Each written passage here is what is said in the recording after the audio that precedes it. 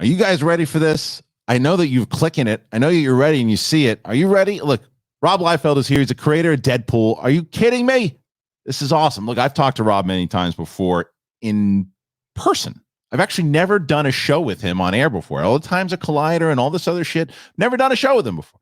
And I reached out to him. He's always been very gracious with his time. He's always been, anytime I've ever seen him or back and forth on social, I was like, hey, man, I'm having some guests on Big Thing. Would you want to come on? He's like, yeah, let's do it. So he's coming on today, and we're going to talk about a lot of stuff. I want to talk to him about things that maybe he's talked about on other shows with Coy Jandreau, who is here today. Also, I know how much Coy Jandreau loves Rob Liefeld. And I was like, hey, man, I'm having Rob on the show, and I'd love to have you on with me. And he's like, yeah, absolutely. I'll find the time. And he absolutely found the time.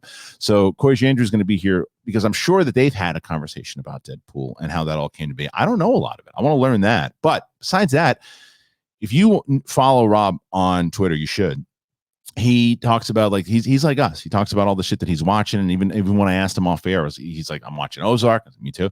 He's like, I'm watching the Star Wars stuff. Me too. And he said to me, he's like, we just got to make sure we talk about Doctor Strange. I said, dude, we're speaking the same language here. So I'm so excited to have him on.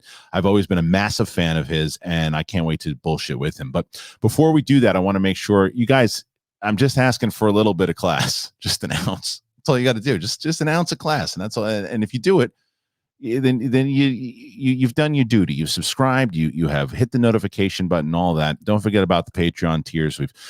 We've added SEN Live 3 times a month. We got some new rewatches. It looks like it might be the thing. Might be the rewatch apparently, or first time for me. And then lastly, subscribe to this channel or the podcast feed, if you will, the Apple Podcast, the Spotify, all of that, because you want to do that. We're growing in both Apple and Spotify. All right, everybody. It is the big thing, and today's big thing is Mr. Rob Liefeld. Let's get at it.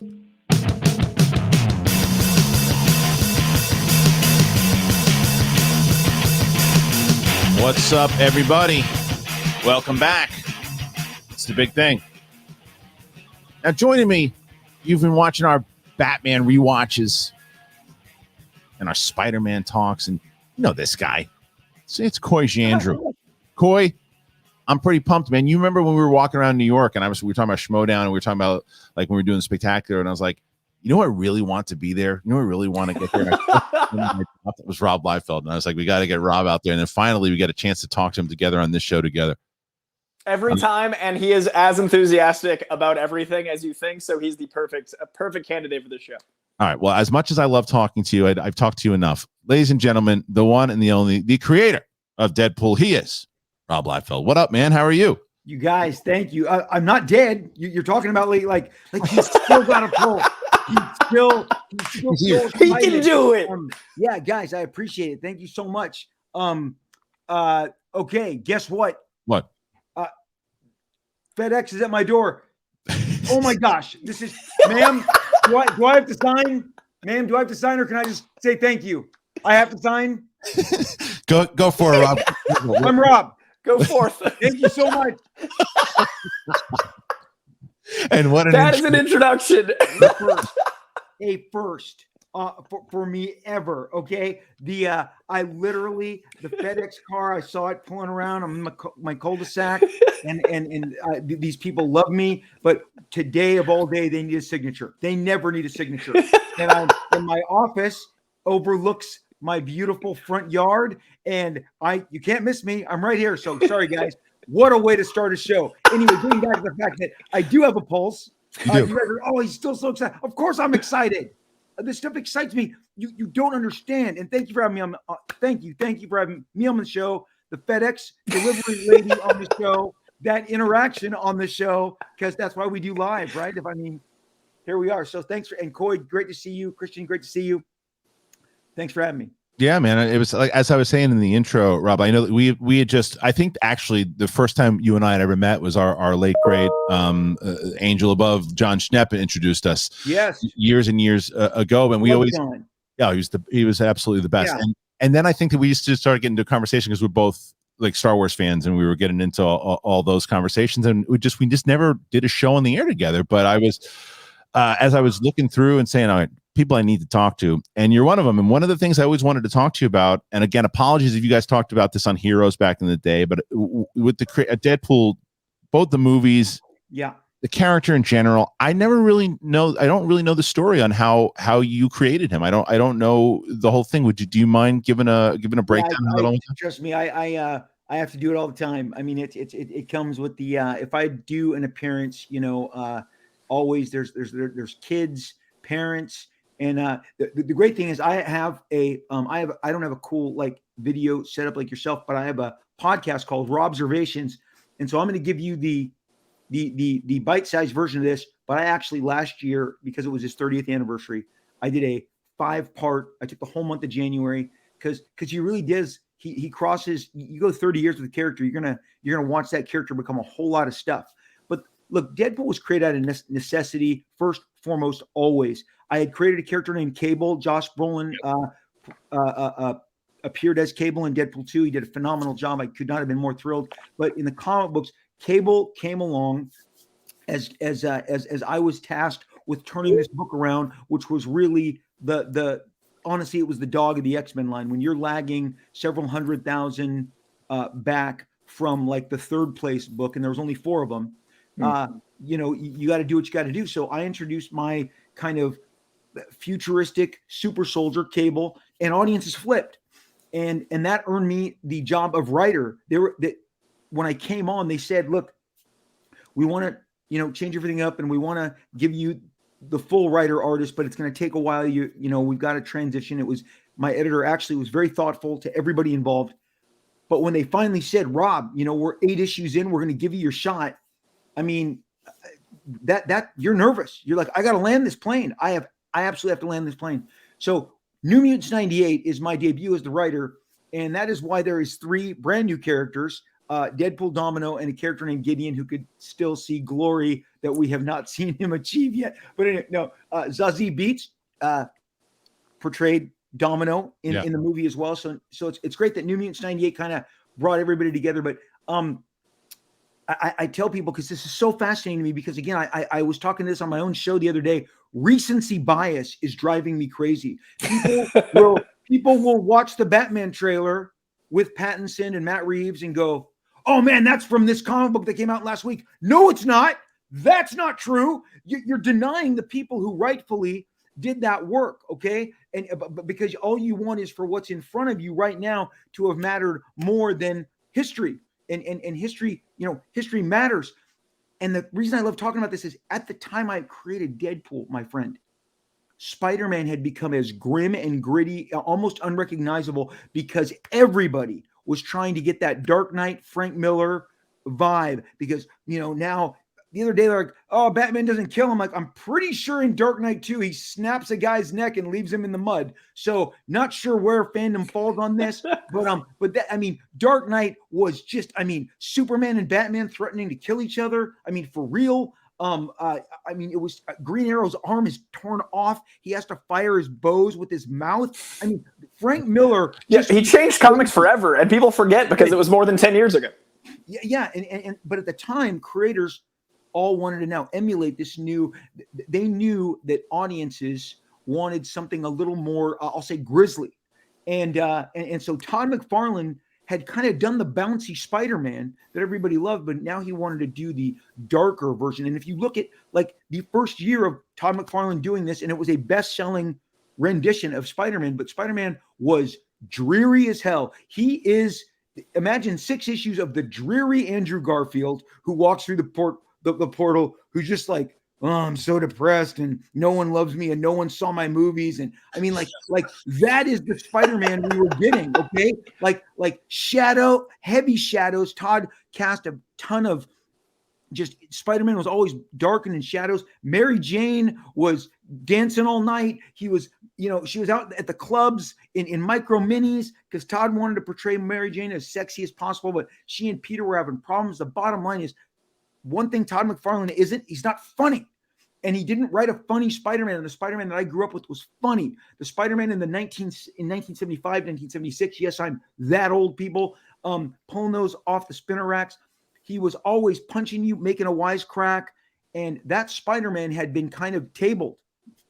So I wanted to very much cash in on the Spider-Man of my youth. And I went to Marvel and also very much needed a fully masked character, we could do a whole episode on fully masked characters and actually how popular they are, but also how simple they are. And sometimes you need that release valve when you're working. The guys who draw Spider-Man, they get it. They know what I'm talking about. And the guy who was drawing Spider-Man, Todd, was taunting me all the time, going, "Oh, Bud, you're drawing the eyes and the nose and the mouth and the hair and the ears, and I'm doing an oval and 2 ovals. I'm done. And I heard that all the time. Harlan impression. It's so solid.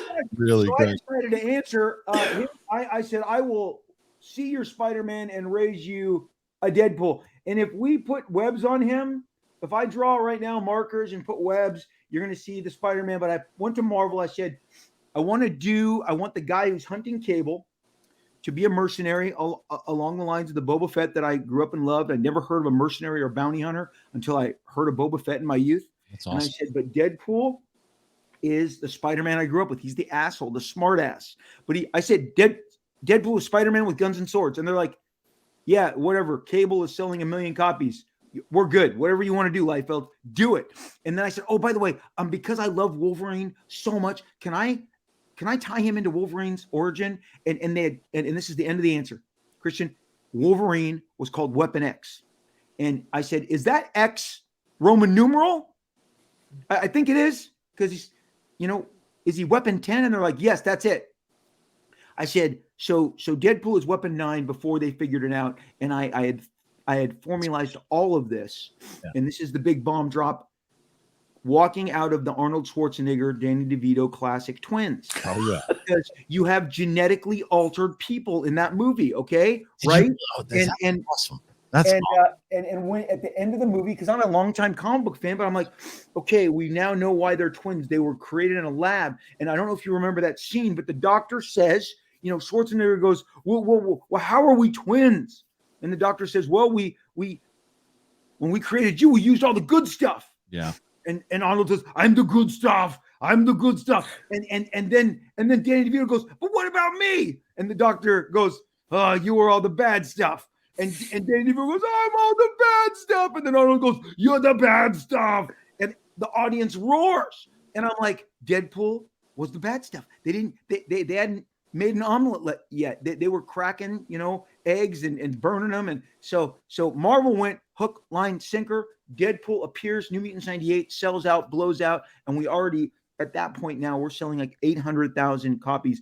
When I took over New Mutants, it was selling 100,000 copies. So audiences dug him. Marvel's biggest mail-in, back when people used to write letters and put them in envelopes and mail them to the publisher, their biggest response ever, they called me 2 weeks later. They go, we need this Deadpool guy in a lot more comics.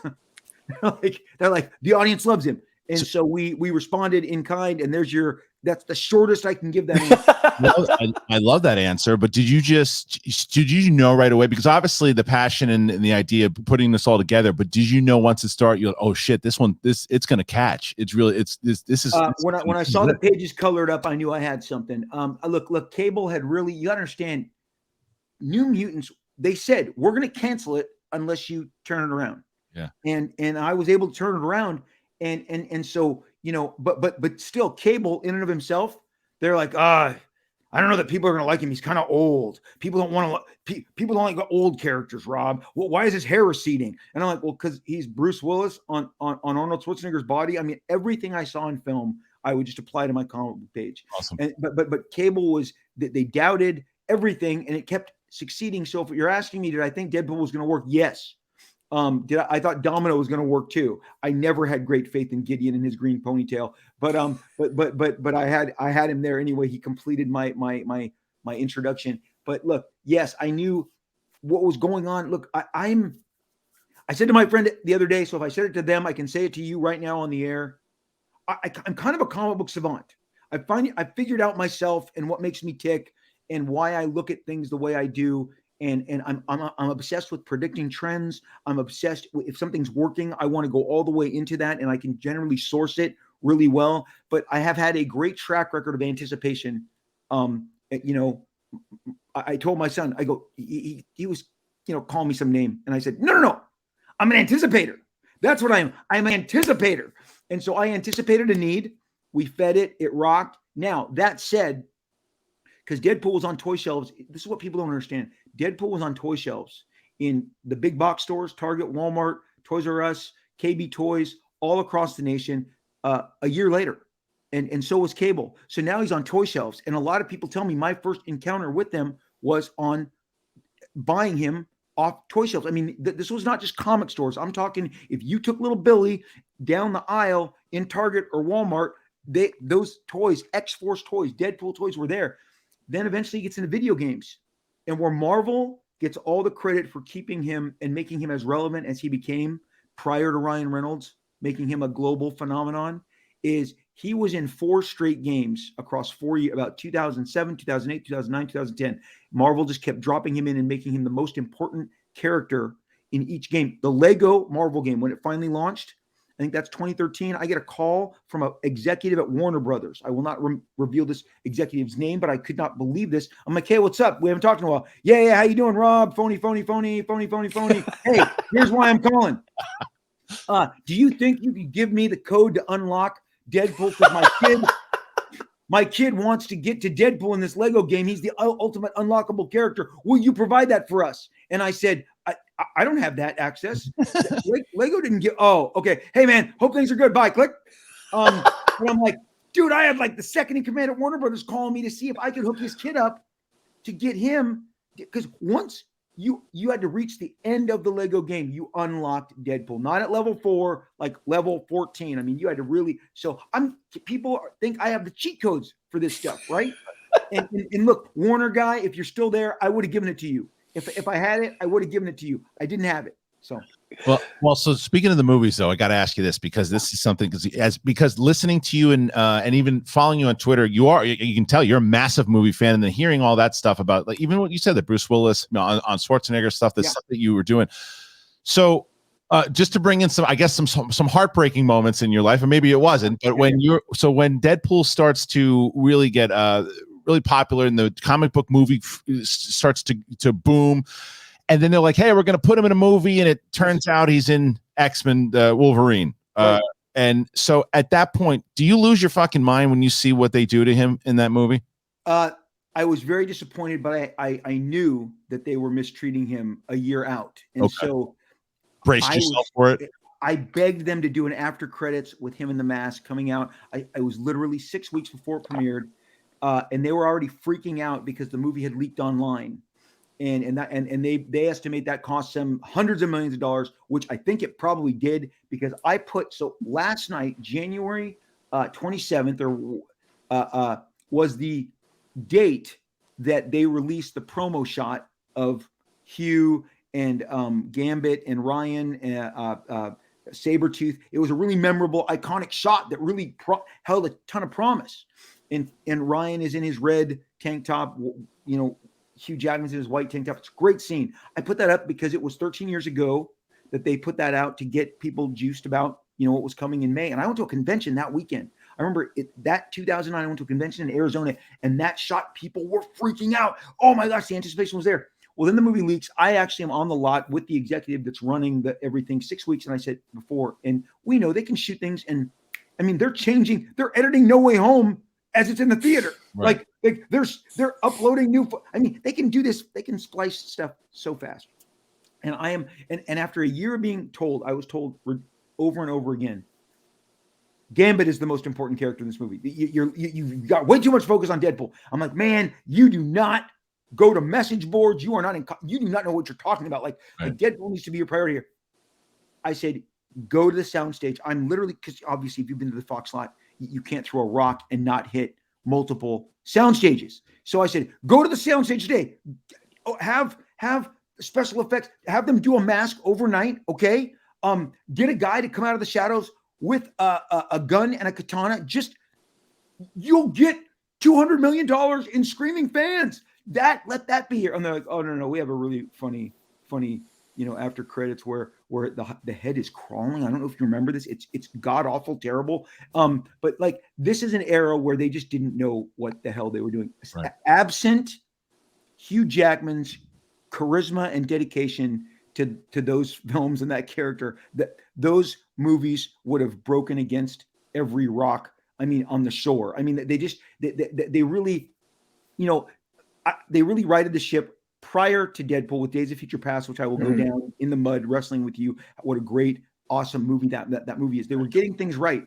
They really got it right. Again, Deadpool, Logan. But look, Wolverine Origins, after the opening with Ryan cutting the bullets with the katanas, that movie doesn't exist to me. I close my eyes and I go, that's it. That's a wrap. Awesome. That 10 minutes of Wolverine Origins is fantastic. Right, Coy? Come on. It's Deadpool, but I got to know if you watched Blade Trinity and saw Deadpool being born there with Hannibal King. Oh, no. Did you see the beginning of Ryan there? Yeah. When I went and saw it, I felt like, did they? Because I'm going to tell you something. Hannibal in the comics was nothing like Ryan Reynolds' portrayal of him.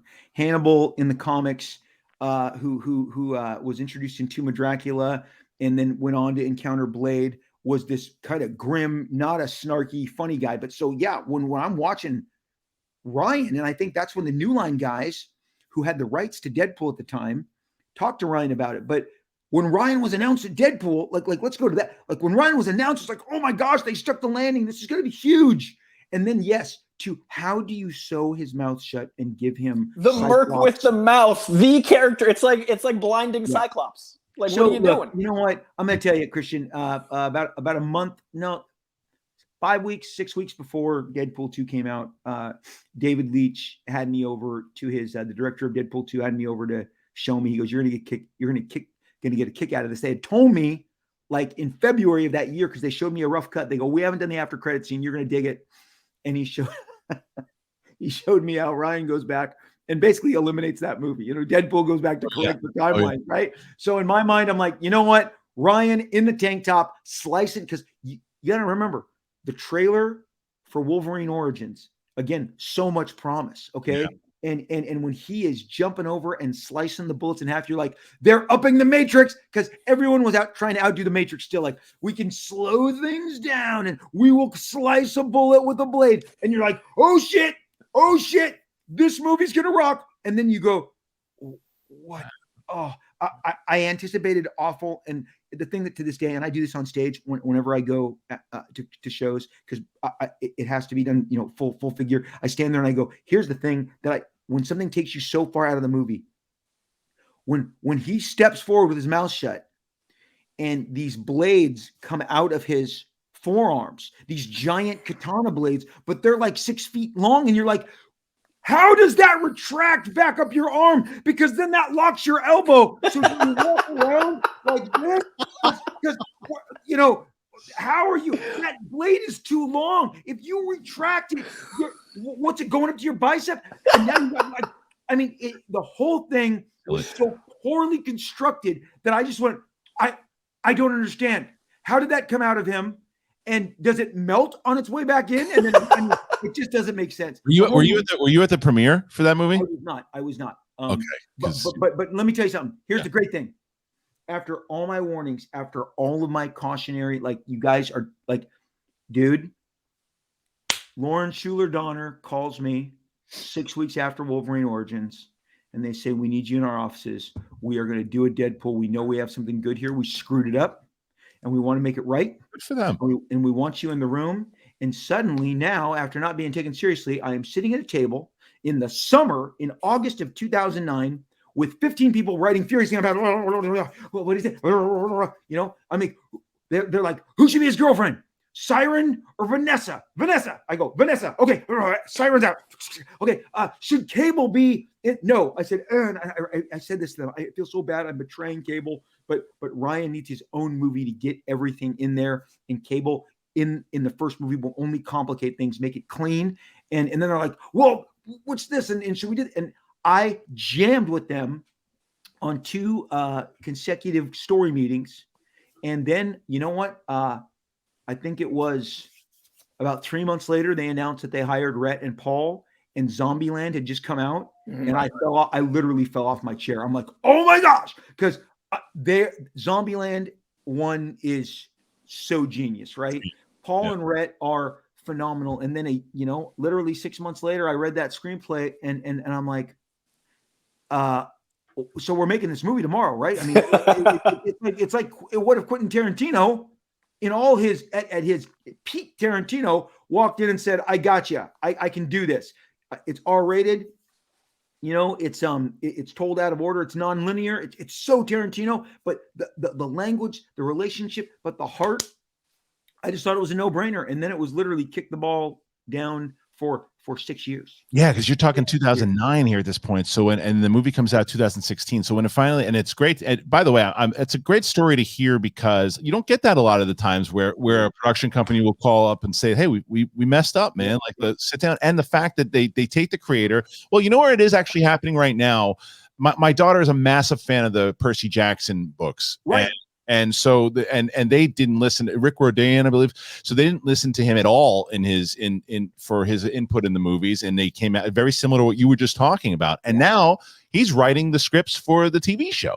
So it happens. It's rare, but it happens. And so it happened with you, and then it happens for the movie is announced. And I remember they did the big announcement of how it was going to be, and then they announced that it was rated R. Did you always know leading up to it was going to be rated R? Because there was always that thing: are they going to go PG-13? Are they going to just go after it? So the first draft is hard R. Hard. Yeah. I mean, like the language, the sex, the violence, and at that point, I felt like, again, you got to remember. So and let me pivot and stop right here. I'll tell you why they were going to take another crack at it, even though they missed. Even with all of the two factors, even with all of the misgivings and ill that Wolverine Origins had, it made a lot of money. It opened at like $90 million. Okay. They knew, and that summer is when people fell in love with Ryan, because 4 weeks later, people forget he came out with the Sandra Bullock romantic comedy. Proposal. So and then middle of the summer, he's on the cover of Entertainment Weekly, shirtless, coming out of the pool with 20 abs. And you're like, how many abs can one person have? Okay. So Ryan Reynolds is now, they love him in The Proposal. Women love him. Men aren't threatened by him. They love him. And he's hella funny, has been since Van Wilder, has been since the Pizza Place show. I mean, the guy is, I think they go, if we can bottle this and get this right, it's worth a try. Ryan was a producer at this point too. They had given him a producer deal on doing Deadpool, but the R-rated script, I felt like, so by 2009, remember, we're now 3 Spider-Man movies, 4 X-Men movies. Right. We've got 2 Hulks, because the Bonner Hulk and then the Ed Norton Hulk came out in 2008. Right. I mean, you've got Iron Man. You're just on the Marvel side alone, you've got 11 films that you've already between, I hate to say the Fantastic Four and the Daredevil movies, but the Ghost Rider movie, I mean, we probably have 15 now that I counted out. Prior to this, I felt like you got to go R. It's the way to separate yourself from the pack. Yeah. And like I said, the craziness, and here, I'm gonna establish something. While they were making Deadpool 2, in between 1 and 2, and then Logan had already been made, my Disney executive buddies, who I would regularly have dinner with, by regularly I mean 6 times a year. One meeting started. I have to refrain from imitating the voice here because it'll get me in trouble and give away. So the executive walks in and goes, yeah, I'll just do it in Rob Liefeld voice. Got to keep it Rob Liefeld. Okay. The executive walks in and says, yeah, thanks a lot. F you. And I'm like, what? He's like, they were so lost. Fox was lost. They couldn't find, a bag of chips on the grocery aisle. He goes, but you gave them the flashlight and you showed them where the mouse hole is, and now they're all crawling through it to the other side because the formula they've discovered, Deadpool, R ratings, Logan. He goes, and the guy literally says, F you, we're gonna have to pay $1 billion for this now. He goes, we were about to get it all for $500 million now, and I'm like, wow, yeah, that's not my problem. But this is how people, this is how the other side saw it. But go back and you go Deadpool 1, so 2016 Deadpool, Logan 2017, 2018 Deadpool 2. I mean, between the 2 Deadpool movies, now you're making billions. Right. They both make 800 million. Then Logan makes 750, whatever. So Fox is like, and I remember now I'm going to Fox. And again, they were so good to me all throughout Deadpool 2. And I go to see the executives there, and they're like, hey, do you like the new banner? And I'm like, I didn't want to mention it, but yeah, like they had taken 2 giant walls on the lot and painted it Deadpool, and the movie hadn't been in theaters for like 3 months. And he's like, the Fox exec looks at me and says, Deadpool is our most important asset yet. It's the most successful franchise we have. And I'm like, okay, awesome. Yeah. And then I think Disney's like, no, this is not good. And trust me, another executive explained to me the reason why the desire to grab the Marvel catalog from Fox was so great. Because I'm like, explain it to me. What am I not seeing? He goes, Rob, it's release dates. It's holding theaters. They were so pissed when Deadpool 2 moved up and shrunk the window between Endgame and Solo. Right, Fox said, hi, hey, Disney, you know, you have Solo 3 weeks out of Endgame, Infinity War. We're going to drop Deadpool right in the middle there and suck up $800 million. And this went with what I was told a year ago. Theaters, screenings, holding IMAX screens, not giving them up for even 7-day windows. And here's the deal. The next year I saw the full flex, because I don't know if you guys remember, it was right before the pandemic. I sometimes think God punished us because of what Disney did. God punished us as a society because Disney finally was like, watch this. We're going to give you $8 billion franchises. We're going to do Toy Story 4, the last Star Wars, Endgame, Lion King, Captain Marvel, and then there's another Disney one, Aladdin. Dude, they all made $1 billion, and they held screens and they held IMAXs, and it was like and then at D23, Iger walks out like, I'm retiring because I'll never top this. It was Jordan hitting that shot and walking off the court. He's like, I have just delivered to you the greatest experience any studio has ever had. Yep. All of our top releases, did $1 billion. There's something else. It was Lion King. I'm telling you, man, that was the craziest summer. Everything they released, just not summer, that entire calendar year. Toy Story also, wasn't it? Toy Story 4. Toy Story 4. Again, the Star Wars movies, 2 Marvel movies. Right. The remake of the cartoons are Lion King and Aladdin. Yeah. And there was something else that I'm not hitting on. There's a blind spot in there, but it was an enormous run of films that were making this amount, these billions, this yield. And he's like, Rob, it's also not competing by taking them and absorbing them. We're not competing with them. So it's like we're doubling. And I'm like, I still don't know how you get to 4 billion on that, but okay. Okay, done.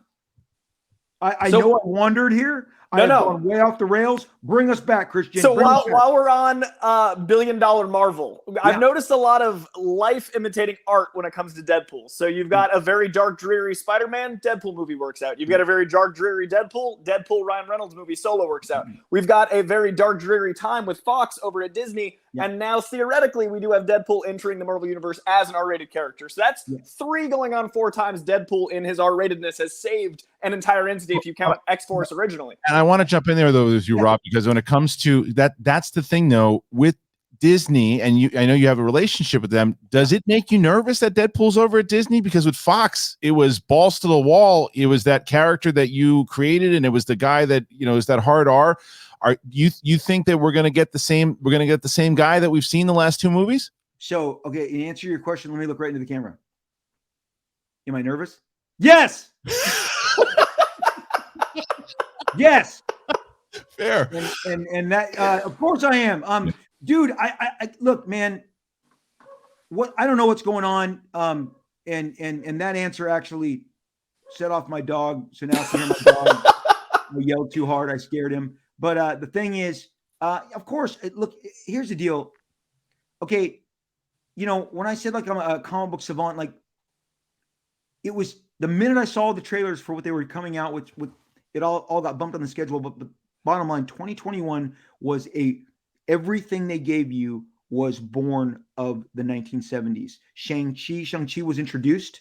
Black Widow, it really took off in the 70s as a solo character after, she came around in the late 60s, but then the Eternals, completely born of the 70s. And there's a part of me that was like, and again, the thing with the Black Widow is, and Taskmaster in the 80s, Red Guardian. Everything they showed you in Black Widow is the bottom line. It's the Bronze Age of comics. In 2021, we got this which is my childhood. And again, there's the Golden Age, Silver Age, Bronze Age, Modern Age. Okay. and I keep going. Can we just have the X-Men? Can we just like you know what? Like, just give us what we want. What I want is I want to see the Fantastic Four. I want to see the X-Men. I want to like those characters. Like the irony of it, Kristian, you can put me to the test here because I've done it already and it can't be cracked. Iron Man as an MCU film hit #1 every time. Iron Man has never, test me on this, never hit the #1 slot as a comic book. So it really was a lesser celebrated entity. And that's what Feige did so well. And I paid my $250. I ordered my History of the MCU giant 50-pound. You can barely lift it. It's like 2 They don't send those to you for free. Say what? They don't send those to you for free. They should be sending those to you for free for the rest of your life. Deadpool and Cable aren't in those. So yeah, no. Again, MCU, which is different than that Fox U, right? But I look what they did is they took a bunch of characters that Wall Street, the financial markets, said were not as worthy as X-Men and Spider-Man, right? And I think now I got to be honest, and if this gets me in trouble, whatever, it's not the first time my mouth gets me in trouble. Sony is never giving Spider-Man back. Like it's astronomically expensive. I mean, maybe if Jeff Bezos buys Disney, he can then buy Spider-Man, right? But I mean, like if the Spider-Man catalog was 100 billion, like a week ago, it's whatever, 10 billion, 50 billion. The sky's the limit, and you can see on the smile. Remember, the man who would not push the button and make Deadpool was named Tom Rothman. That's a guy.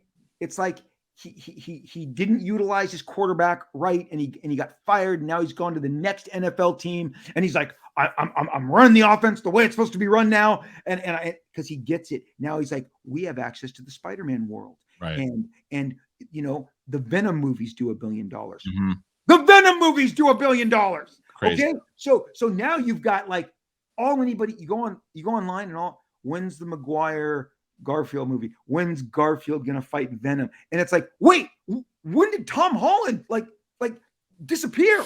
Okay, like it's all like if you and I talked to another guy who has a giant site, and I said to him, "Are you going to tell me that all your traffic is Andrew Garfield?" And he says, "All my traffic is Andrew Garfield." And again, that movie worked on such a meta level, right? Because we are watching Andrew Garfield come through the portal just as much as we are watching Peter Parker.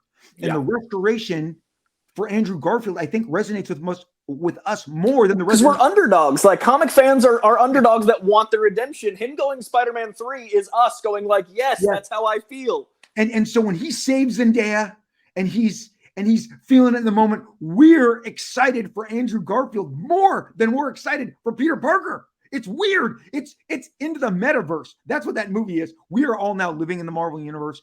We just don't know it. But I'm telling you, man. So look, here's the deal. Deadpool, X-Men, let's go. Let's get them going. Why aren't they going? And here's the deal. I know the Fox figured it out. They got a formula. That R-rated formula worked. Again, Kristian, my kids were 15 and 13 trying to see Deadpool, and they couldn't get into the theater. And I've told the story a million times, and I'll make it really quick. They bought Zoolander 2 tickets instead, and I really ratted them out. I'm like, why are you giving the family money to Ben Stiller? Okay? Call me. I'll make arrangements. I will walk in there with you and and it wasn't just them. They were going with their 6 other teenager, 15-year-old friends, and they thought they could do. And the guy's like, you're not old enough to buy tickets to get in. Oh, but like teenagers, like we all were, I'm proud that he snuck in. I'm so proud of him. But on the end, like, you don't know how much of that money on both of those, and Logan too, went to other movies for people to sneak in. So do I trust that Disney is going to make an R-rated movie? Can you wake me up in 2 years and show me that it worked? Okay. So that's the final button of my question was the life imitating art. Do you think that Deadpool is the way Marvel finally invests in the more adult content that DC's already doing? Like, we have Peacemaker, we have Harley Quinn animated, we have R-rated DC. I feel like we have Deadpool I think he's going to be the thing that matures Marvel in the cinematic universe. So look, when Jon Favreau said this on the Mandalorian roundtable after season 1, because I'm, as an older dude, I'm always looking for a guy to connect with. So, I texted him, let's hook up. No, I didn't.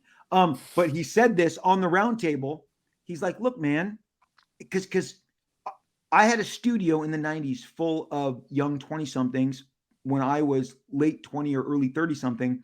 And when I talked shit about Return of the Jedi and the Ewoks, they're like, that's our first Star Wars movie we saw in theaters. Oh, see, I'm an OG, dude. I saw 1977 Star Wars. I lived there. It was my babysitter for 20 weeks, okay, and 33 screenings. And by the time, so Favreau is saying the exact same thing. He's like, by the time I went in to see Return of the Jedi, I just wasn't into it. And I remember I felt betrayed that it was another Death Star as a kid. Like, wait, we're stopping another Death Star. They're just rebuilding what? And then the in the news, the Starlog magazines, everybody had teased that was going to be a Wookiee planet, not an Ewok planet. Credit to George for going, I'm losing guys like Rob Liefeld. I need the young crowd. I'm doubling down on kids. He has incredible vision. But after that, what did I start watching? Aliens, Predator, the Lethal Weapon series, RoboCop. Everything was R-rated in my life after that. That's where I found I was ready to go to the next level. Mm-hmm. My son had his 16th birthday party with his entire varsity basketball team. We took them. We said, what'd you want? He goes, we want opening night, Civil War, IMAX. Boom. That picture is on his bulletin board in his room. I look at it all the time. I'm like, I can't believe all these, when I was a kid, the jocks didn't like the comic books, but the entire varsity basketball team, we took them to see Civil War. They are growing out of that. The Marvel fan is 12 years past Iron Man, okay, or older, and I'm with Coy. Get a mature brain.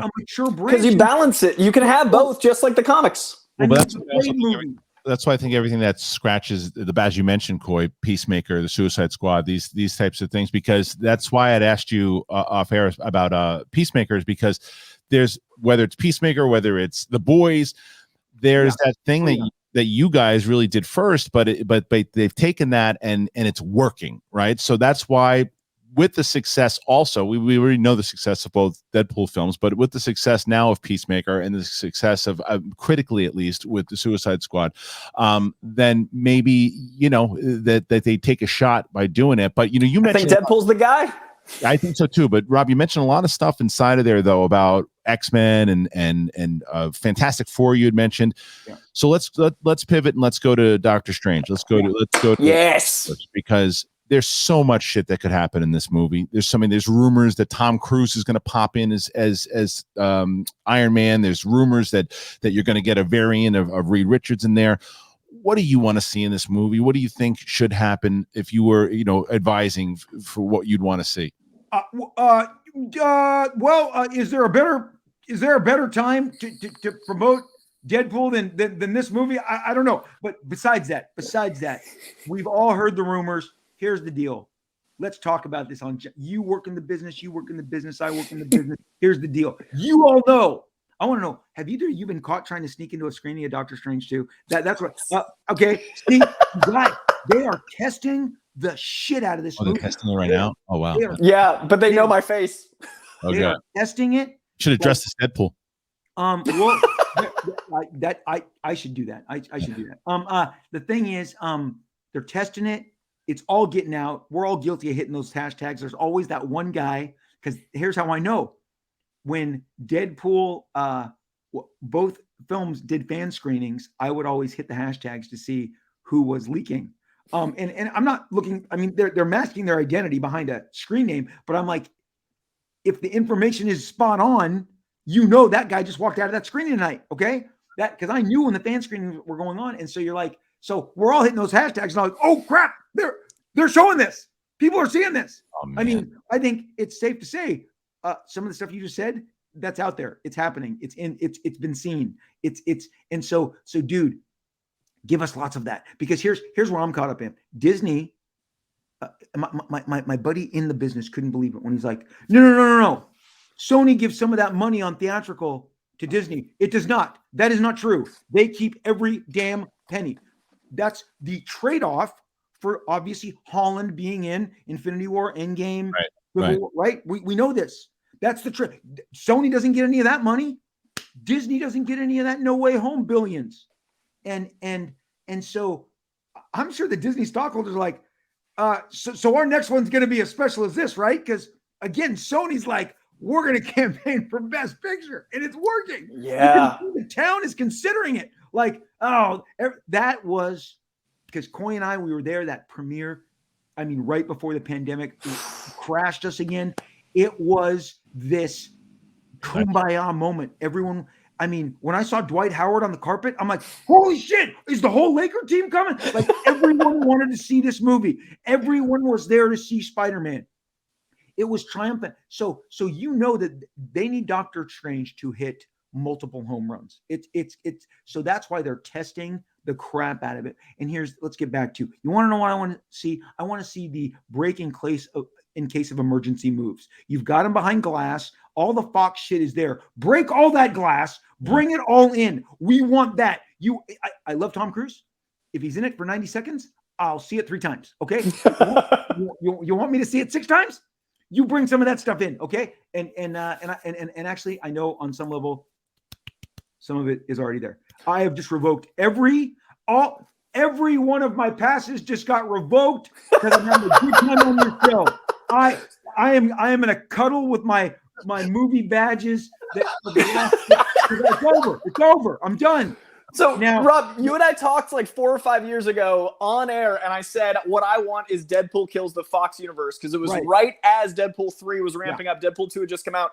To me, it seems like what Doctor Strange can do is, if there's an incursion event, like in Secret Wars, it can kill the Fox universe. So what we talked about almost half a decade ago could come true, and I think you keep Deadpool because he would know about other universes, so we could break the fourth wall. If you were involved in him coming into the MCU, would you want that fourth wall self-awareness of Fox having existed like we talked about? No. You can't put the fourth wall back in the jar. And again, following the look, people go, hey, She-Hulk broke the fourth wall first. She did.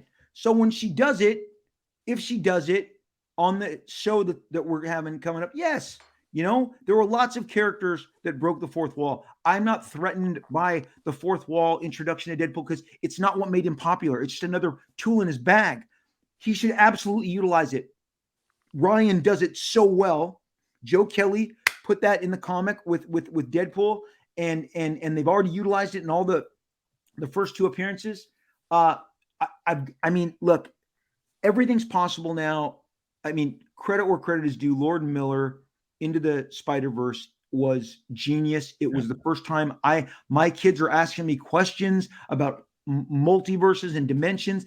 And then, you know, the funny part is, you know, it wasn't the Flash, whatever that multiverse movie, wasn't that announced before No Way Home? I mean, I kind of feel like DC was out. Just like, here's what DC does. They go up to the mic and they go, we're doing Batman versus Superman. And then Feige 3 weeks later goes, we're doing Civil War, Cap versus Iron Man. Mic drop. Good on you. Good on you.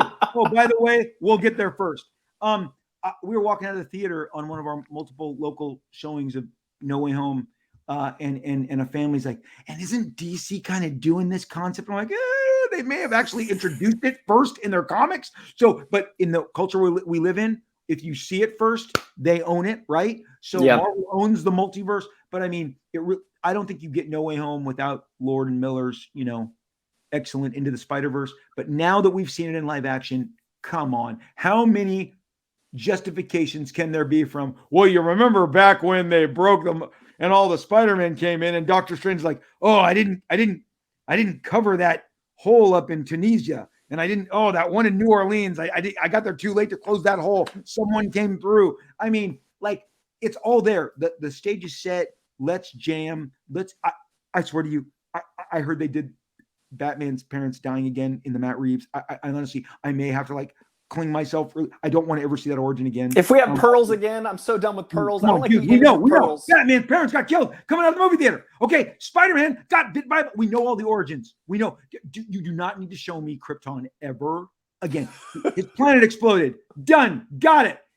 We know it. Okay. Well, just to push back a little bit on that though, Rob. Don't you think though, because for us, yes, and as far as the generations go, I agree with you, right? Like, and that was one of the reasons why they went away from the Andrew Garfield. They didn't show the origin, and they didn't even show it with Holland because we'd seen it. But when you have a new generation that maybe is discovering this Batman and is a younger Batman, and it really is like this, it's like that first start of him, like not year one necessarily, but it's him starting out and dealing with the aggression. And it's not the Bale Batman years later. It's not the Affleck Batman years later. It's brand new. So if it's a new audience that's finding Batman for the first time, right? Couldn't you they make didn't see him 6 years ago, or they didn't Who see him doesn't know Batman? No, Kristian, I love you. Kristian, I love you. You have a salient point. It's sound. But here's the deal. Here's how this works. Hey, how'd you get to be Batman anyway? My parents were killed. I mean, it's like my parents got shot. I mean, I've seen, pissed off about it. And I put a mask on, and now I beat the shit out of everybody. I mean, you know what? I told you earlier. You asked me what I was watching. Look, I feel like there's an entire corner of the universe that Taylor Sheridan has forged. Yeah, he wrote Sicario and Sicario 2, and then directed Wind River and Hell or High Water. He wrote, and then and obviously his enormous success of Yellowstone. And here's the deal, I hear this now from my friends who are pitching shows, and people are like, "We need a macho show like Yellowstone, because we need macho." And just watch that Reacher show with Alan Richardson. That thing is going to blow up because the macho is raging again. But the point I'm making is, in 1883, like, hey, first episode, I just, I understood that a couple of the characters came from the Civil War. You know what? I don't need to see the Civil War. And now they're at an all-time, like, you cut and there's a battlefield, there's a cannon, that's the Civil War. Boom, I got it. Okay. Like, everything doesn't have to be shown. Like, and again, Batman. Didn't we get the origin in Justice League? Didn't we get the origin? I mean, I feel like it's all the time. And I think the multiverse is going to prove we don't need origins. Like, I think Doctor Strange, we could have like Wesley Snipes' Blade come back, and if people don't get it because it was in '98, we still will, and you're still going to get Mahershala. Like, I don't think you need to spoon feed people as much anymore. And in the age of nostalgia and metamodernism, which is what I think we're in now, people like us are going to go, "Oh, Wesley Snipes," and the people that don't won't be taken out of it. It won't be negative. So I don't think you have a negative in not showing too much. But Kristian has it's in my head now. And now I'm thinking, no, do an entire movie about the origin. Why did they pick that movie? Why that night? Why those seats? Why that theater? Like, the buildup. Why did the Waynes go to this theater? And why was Bruce out so late? I honestly think, like, maybe there's an 8-issue miniseries that we can do after this that culminates with what we've dreaded the whole time, that everything you've been watching has built to this. They're going tonight to that theater. If Taylor Sheridan writes it, I'm in. HBO Max's Pearls. That's right. Honestly, I'm now on the see. When I oppose something, I go, "Are you really correct in opposing this? Think of this through." And I think Warner Brothers. There's 8 hours on the table that we're going to see the screening. The Waynes go to the movies. Okay. I don't know that we've seen it enough. I've flipped entirely. I don't know that we've seen it enough. They'll call it movie night, but with a K, movie night, because Batman's always night in every Batman title at DC right now. So for your viewers, I'm going to tell you something and I learned a long time ago. All DC heroes are born of tragedy. Aquaman's dad drowned. Batman's mom and dad were shot. Superman's planet, blew up. If you go through, that was the 1950s. Everyone born of tragedy. All Flash is kind of the pivot character. All the chemicals fell on him and gave him his powers. Then Stan was like, everybody's a scientific experiment. Bruce Banner was too close to the nuke. Radioactive Spider. Reed Richards, got up in a rocket and got hit by rays. Everything in Marvel is by science. Again, I didn't watch that Russo brother Marvel versus DC, but I just explained to you Marvel and DC, and like, that's what separates them. Born of tragedy, all very Shakespearean, and Born of Science is the Stan Lee way. So they should just put that in front of every movie. Yeah, Origins. You were about to see the story of a man whose parents were killed coming out of the movie theater by Joe Chill. We now join Batman in Gotham City. So are you excited we got this next wave of like Technicolor madness with Thor and with all these other, elements, Guardians of the Galaxy. We're kind of entering this Kirby visual age. Yeah. And as someone that like loves the Bronze Age of comics, what do you think we're going to get for the mainstream audience out of Thor, Guardians 3, and this more, Quantumania, this insane stuff. So I know for a fact that Deadpool 1 got the consideration it did because Guardians did so well, because the president flat out told me so, that when Guardians did so well under James Gunn in that summer 2014, he said, wow, we have to reconsider what we have here. That was the first kind of movement towards something. The reason I'm bringing up James Gunn is he and Taika Waititi are the two most unpredictable filmmakers right now. I know that everything, it's all bonkers all the time. I loved the Suicide Squad. I was very disappointed in how little people showed up to see it this summer, because I watched it multiple times. I could not believe how well done it was. Again, the R rating made all of those characters better. Yep. Harley Quinn finally got to Harley, in my opinion, like under James' direction. But same with Taika. Ragnarok was such a, our heads were spinning, right? Because it was just unpredictable what they were going to say, what they were going to do, how it was going to look.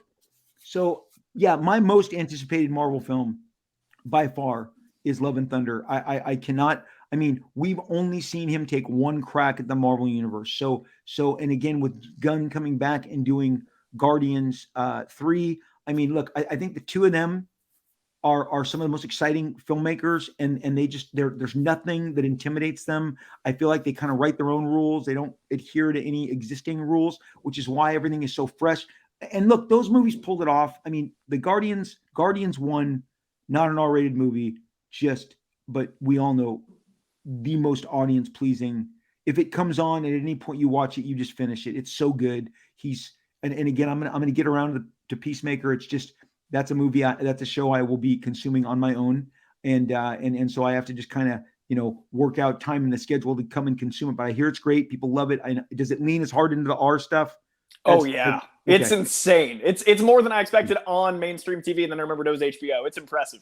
But yeah, Doctor Strange. Hey man, let's bring it all. To answer that other question, and I whatever they're testing, I kind of feel like the result of each test that's being reported in the press is, we need to put more cool shit in that movie. That's why I'm trying to go, because I want to see each version of it. Like, I'm not trying to spoil. Yeah. I'm trying to anti-spoil. I want to know before I hear about it, so I can. I wish they wouldn't screen it though, because look at all the leaks that happen with Spider-Man stuff, and then get that again. It's I want to stay away from social media again, because I was so jealous of. I had a conversation with my friend Jeff Dye, who's a comedian, and he never watches trailers. He doesn't do anything. He just goes in and he watches it. He experienced No Way Home so differently than we all did, because we all had heard forever the reports of it, the leaks that happened. He had no clue, so he lost his mind when those moments happened. Yeah, I don't want to hear shit. I want to just if any of these people show, and I wish I didn't even hear it for a split second that Tom Cruise might be in this thing, because I'd be like, holy shit, I didn't know that was going to happen. But is that because of the business we're in, Rob, that it's just too hard to avoid at this point? So the one thing I started doing 5 years ago, and I was as guilty as anybody, I would chase spoilers. Yeah. I would read reviews before movie came out. I now no longer do partake in that at any time. I understand the trailers are difficult. Sometimes I miss them. Obviously Spider-Man, they were so outlandish, the rumors, that I was not going to believe it until I saw it. So seeing it, and we were with the crowd that saw it that night. I got to tell you, so my wife, God bless her, she's married to a comic book guy. Everyone in our family had seen it. It had only been out for 2 days. I had to get her there so she wouldn't be spoiled. She knew nothing. I literally am sitting next to her. And so in an audience, when Toby and Andrew come through for the first time, my wife is like your friend going, wait, what? Tobey Maguire's back? And I'm like, you're so not into anything. This surprised you. But everyone else in the theater, it must have been their third viewing, because no one reacted. But when we saw it opening night, it was a concert, an industry screening. People lost their shit. They lost their minds. So I'm with you. Look, here's the deal. I know this, again, I can only go by the movies that I know. We never showed the tags. Fox never showed the tags on Deadpool. They would screen them without them. So you at least got that one thing. And I had seen him come out like Ferris Bueller and tell the audience who wanted an expansion of that world that Cable was coming for the next movie. Right there, promised it. And the next time, we've got Cable, but not one single fan screening, preview screening had it until opening night. So that's really the best we can do nowadays. But look, Doctor Strange, Kristian, I'm going to tell you, I did not believe Toby and Andrew were coming through until I saw them. And I was like, it's happening. So that one, I don't really mind. I am of the mind now. I avoid, like I have to get up and watch Boba Fett early because I have, now you have to actively avoid the internet, right? Yeah. Because people love to spoil. It's unfortunate, but I'm with you, man. I understand that. I wish that stuff wasn't out there. My formula is always this: if we're hearing about 3 things, there's 3 more that they've hidden, right? And so I that's my answer is I believe that's kind of the basic trade-off nowadays. So that's fair. And Rob, I could talk to you about so much, and we have so much more to talk about all the time. No, I know. So, but before we let you go, because we got to have you on again because there's just so much more to talk about. Because I want to. Let's talk about Ozark, because what you said to me off air resonated with me very much. So, where there are certain things that my wife just won't watch, so I got to watch it. I got to watch it by myself, whether it's Boba Fett or whatever these things are. But Ozark, we watch. I'm about 4 episodes into the first 7. I love this show. I think that this show, as much as popular as it is, I still think it's not as popular as it should be. No. You're right. Yeah, this is Breaking Bad, but the family's in on it. So it is. We've seen every episode. We rewatched a couple seasons just to get back into it. But we are day one Ozarkers, and the very first episode, I turned to my wife and we're like, Jason Bateman is reborn. It's his 3rd act. I mean, it's like Brolin had his Goonies Young Gun act, then he had his No Country for Old Man act, and then he came back with a 3rd act, which became Sicario to Thanos to, Jason Bateman is like, and some of those episodes he directs, and you're like, wait, so you're like an A-list director, you're the crime, the drama, the treachery, the mature. I'm with you. If it was on HBO, it would be their biggest show. It would out Succession. But just like I had to get my boys to watch Succession, and they're like, "Oh, it's the best show on television." You didn't even know about it a week ago. Right. I love it. They take I'm in on yeah, you're in on it because Mom and I begged you. We begged you. But so now we're begging my kids again. So this point, my sons are 21 and 19. They're the perfect audience for this. Yeah. But look, Ozark, like you said, it's Breaking Bad. I mean, it's what doesn't it have? It has hillbilly mobsters. It's got the Mexican cartels. Yep. It's got drugs, sex, FBI. I mean, and you're going to find as you watch it deeper, it's Jason Bateman is truly, I mean, different people in the series continue to refer to him as like he's almost like the Reed Richards. He's got this whip smart brain that will always find a way. And I love, they always present this scenario that you're like, he's not getting out of this one, and somehow it all fits. And so you're only on the first season? No. 4 episodes into the last season. Oh yeah. No. So like in season 2, you're like, oh, so Laura Linney, you exist so that I hate you. Yeah. I freaking hate you. I told my wife, I go, in season 3, it would be hard for me to not slap her on the street and go, I hate you. I hate what you've done. And if you're going to watch Ozark, she's an awful person. Okay. She's just an awful person. And it's hard. Like, obviously Rob Liefeld. Yes. Laura Linney is a sweet, talented, amazing actress. It is a testament to her character that I want to punish her in real life.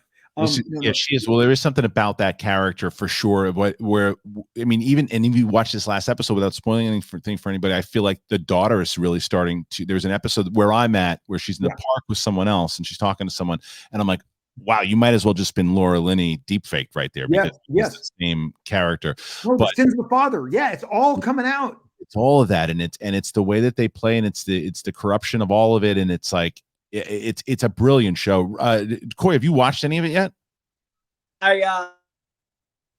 Lost you a little bit. You lost your audio? Yeah, I lost my audio. Okay. I've actually watched the first 3 seasons, but I was trying to mute and not hear season 4 spoilers. You guys, we're not going to spoil. We're not going to. We haven't done any spoilers. No, literally, my hardcore resentment of her started in season 2 and 3. But again, that plays to the dynamic. Look, it is. I'm with you. The best thing you said, Kristian. If this, I don't. I hope that it just continues to garner all the attention, all the praise. That look, we've seen it. Word of mouth works, man. Look, nothing. So Cobra Kai.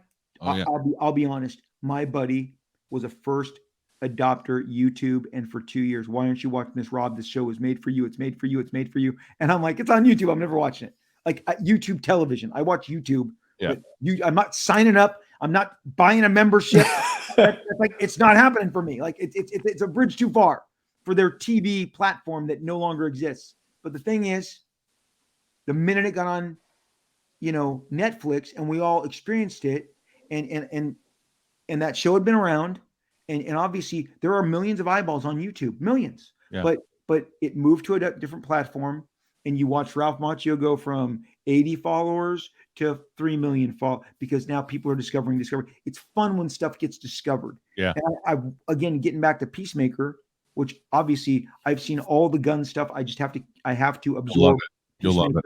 But I see James Gunn out there. I think he's even shocked by saying, like, we're the number one show in the world right now. Yeah. Well, that's word of mouth. I mean, that's Peacemaker again is not A-list character. He's like D-list. Like that's like Guardians of the Galaxy level of what? And Gunn is so good at that. And I honestly think that we're going to have people discover with Doctor Strange so many properties that was before their time. That's why I brought up Wesley Snipes. Is I think the Blade movie really kicked off Marvel, and a lot of people have only seen from like 2008 on. And I feel like the Cobra Kai experience got people on Karate Kid in a way that like no other property could. I'm really excited for people of this generation to discover the 80s authentically. Me too. Last question for you, Rob, before we let you go here, because this is something I got into a whole big discussion when I tweeted this out about Bryce Dallas Howard, who I love, and I think she does a great job with Mandalorian, I should say, Boba Fett, but yeah. But either way, my everyone was talking about how they wanted her to do a film, and I said, why? So we wait 4 or 5 years before she actually gets it, and then she has creative differences, and she walks off the project because she has to give her a full series. Let her direct every one of those episodes, and that leads into my question. They'll never do this, and because especially with the last 2 movies, it made billions of dollars. But if they said, you know what we're going to do? We're going to give and doing everything that we did for those first 2 movies, but we're going to give Deadpool a series instead of that movie. But it's not going to change the tone. Yeah. They're not going to. Would you be happy with that, or would you go, now we need a third movie? This pivots because I was gonna like put an addendum to my original answer, which I never really completely finished because I stray with all my crazy, thoughts and distractions. The thing about Disney and Deadpool, look, my thing is just get out of Ryan Reynolds' way. Just the his imprimatur is so felt on both films. He lives those films. He's at those fan screenings. He's in the editing room. He's giving copious notes. He would call and tell me after I always knew the reshoots on Deadpool 2 were going to take place in March. Everybody was going to reassemble. He, didn't have to reach out, but he says, Rob, you should know they love your other babies too. That's why we are going back to put more Cable and more Domino in the movie. That's a guy who is, listening to the audience. Yeah. And so when they did the reshoots in March, because there's a fight in the Deadpool 2 movie when they're on that moving transport with the prisoners.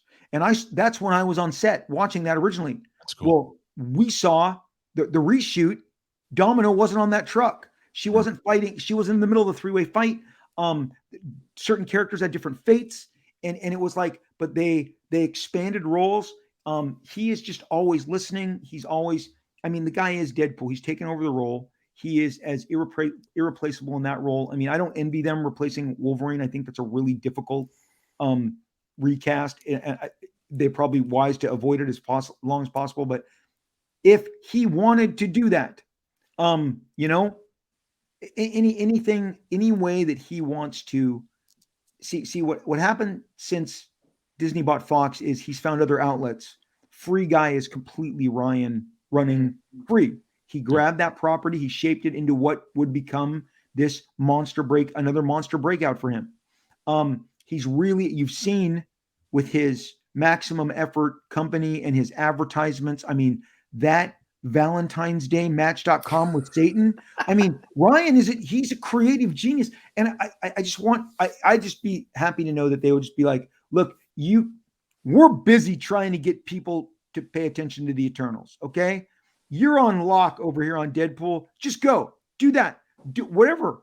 blank check, Deadpool, because now we got to shape everybody into, paying attention to this other new launch. We're trying to get people to know Moon Knight and She-Hulk on the platform. Right. I mean, I remember, dude, you understand, Feige came into power doing 3 movies a year, right? That's when then one day Iger shows up and's like, hey, dude, we're moving into the streaming business. This is the new world. Look, I'm going to need like 20 more hours from you, 22. Right. You're good, right? That's good. I'm sure he was like, wait, what? I'm not theatrical. Now I'm doing 4 shows a year. Yeah. And they can be from 8 to 6.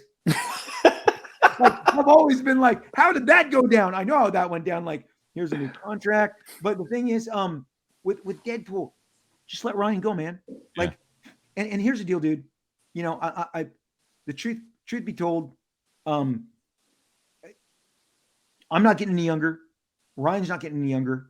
But that's why I'm like, the time is now. The time, like get this stuff out there. The guy is in his prime. The brilliance of Deadpool, and I do have to go back on what I've said, and not go back. I have to acknowledge that I have said this. Ryan can play Deadpool till he's 60 easy because he's covered in prosthetics. Right. I mean that he is like when he goes to the Boyle face, Scarface level, that he can show up and he remember that period in films where it was like Chris Evans had to take his shirt off to show you, the fan, that he was ripped like Cap. and even Downey Jr. got some shirtless shots. Then Chris Hemsworth's like, hold my beer. Let me show you how this works. I feel like we're past that kind of everyone taking their shirt off to show how buff they are anymore. But like Ryan doesn't like Deadpool doesn't need that. He doesn't need to be Downey Jr., staying fit when he's 56, 8, 60. Deadpool is latex. It's the costume. We've already seen him buck naked in Deadpool 1 fighting with Ed Skrein. Does it get better than that? Okay. So I mean, I just think give it to Ryan, let him run. People want it. The reason, the great thing about the Deadpool property, it is far from being overexploited, right? I mean, far. That they have a lot of goodwill in the tank, and it's a character people love. So people always, the reason why they're looking for him in every film and every after credits is how bad they want it. Right. So it's great. All right, ladies and gentlemen, what a show it was. And just like that, an hour and 12 minutes, 2 seconds. Ladies and gentlemen, the great Rob Liefeld. You can follow him at Robert Liefeld. You can also, your podcast is Robservations, and they can find that on Apple Podcasts and Spotify and everywhere. Yes. Everywhere you can hear me ramble endlessly. It's not as interesting as this, but almost.